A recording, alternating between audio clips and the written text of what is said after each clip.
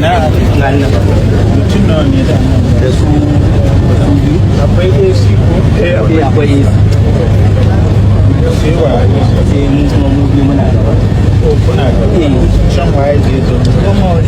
a ba kuwa sai dai za a iya kara ina wannan daya tana tare da mahaifiyar a shi ya ce shan mai da maro a yayin da yawa ne cewa ne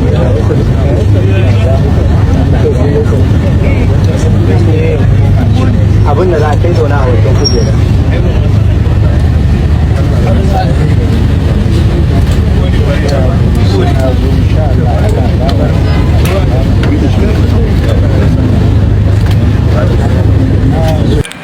a wannan bidiyo da kuka kalla shine bidiyon yadda aka gudanar da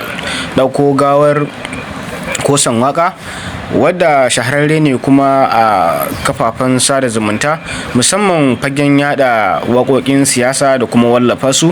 wanda ya yi wa shugaban ƙasar Nijar waka sananniya, ya kuma yi wa mai girma gwamnan jihar Kano Abba Yusuf da kuma wasu sauran 'yan siyasa da ke faɗin Najeriya baki ɗaya, wanda aka fi sani da Muhammadu Buhari. Mafi akasari kuma mutane sun fi sanin sa a social media da Kosan Waka. Wannan shine da yadda aka gudanar da ɗaukawarsa tare da mai girma gwamnan jihar Kano, mai girma injiniya Abba Yusuf. To kamar yadda kuke gani a wannan bidiyo da ya gashi nan, mutane da dama sun tofa albarkacin bakin su na cewar Abba Yusuf ya yi halacci bisa sakamakon nuna masa soyayya da yake yi a harkar siyasarsa, kuma da binsa da wasu wake-wake wanda suke kara masa ƙwarin gwiwa a bangaren jajircewa da kuma ayyuka da ya dauko a cikin jiharsa.